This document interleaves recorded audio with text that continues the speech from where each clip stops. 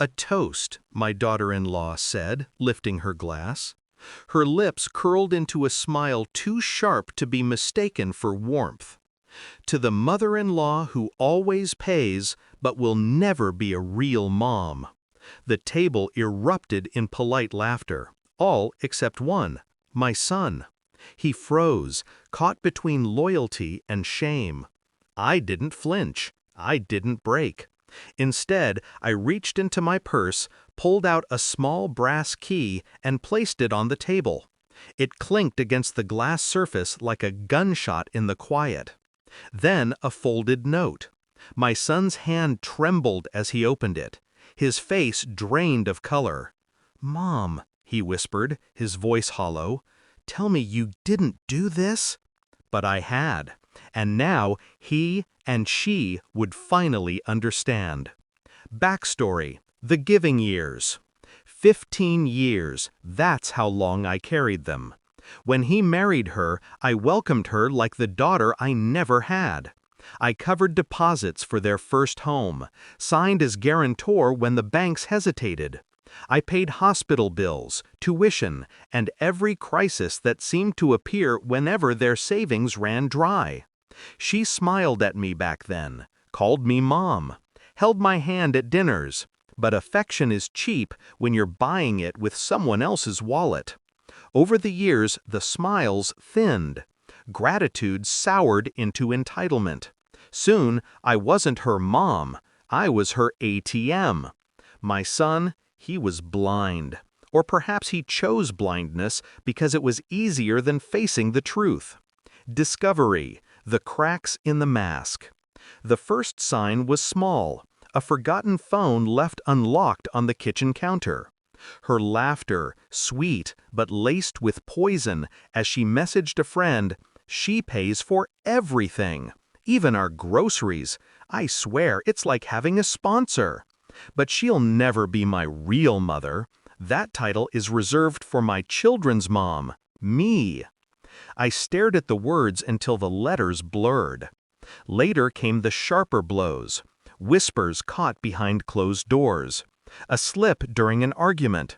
"She's nothing but a checkbook, and when she's gone, we'll finally be free." Free? Free from the woman who clothed their children, who kept their roof from caving in? I should have cried. I should have screamed. But I didn't. Instead, I listened, and I remembered. Shift, the quiet planning. I began small. A lawyer's card slipped into my wallet. Meetings scheduled under the guise of bridge club. I moved slowly, carefully, like a hunter who has learned patience. The house I gifted them, still in my name. The accounts I funded, I froze them, one by one, under the protection of contracts they never read. Every bill I'd ever paid, documented, signed, and notarized. And the biggest piece, the company. My late husband's business, the one my son thought he would inherit. He had no idea that I'd already transferred ownership to myself. Legally sealed, unbreakable. While they laughed at my generosity, I built walls around everything they touched. Execution, the silent unraveling. I stopped paying, one expense at a time. Not abruptly, just enough for the cracks to spread. Mortgage notices piled up, creditors called. Their lifestyle, built on my quiet funding, began to wobble. She tried to blame my son. He tried to blame bad luck. Neither suspected me. Then came the final move, the letter. A single page detailing every asset, every account, every deed. Proof that nothing, not the house they lived in, not the cars they drove, not the money they spent, belonged to them. Proof that every dime was mine. I sealed it in an envelope, slipped the brass key inside, and waited. Climax, the toast. So here we were at their anniversary dinner. Her wine glass raised high, her cruelty dressed as humor. I let her finish. Let the laughter echo. Then I set the key down, slid the envelope forward, and watched the world fall silent. My son read it first. His lips moved as he traced each line, his breath catching when he reached the end. He looked at me, horror spreading across his face. "Mom, tell me you didn't do this?" I said nothing. I didn't need to. She snatched the letter from him, skimmed it, then paled.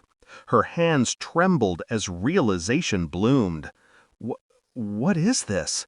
This isn't legal. It can't be." "Oh, it's legal," I said calmly. My voice cut through the room like glass. "The key is for the lockbox. Inside, you'll find every document, every signature. Try to contest it. Please, the courts will laugh you out of the room." Her face twisted, pride collapsing into panic. My son sat motionless, his world crumbling. For once, I didn't look at him as my child. I looked at him as a man who had chosen blindness. And now he was forced to see. Resolution, the aftermath.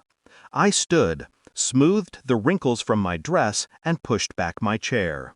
"You toasted me as the woman who always pays," I said quietly, looking directly at her. "You were right. I did pay, but not anymore." The silence was thick, the kind that suffocates. I picked up my glass, raised it, and let my final words linger like smoke. "To freedom. Mine, not yours." Then I drank, slowly, savoring.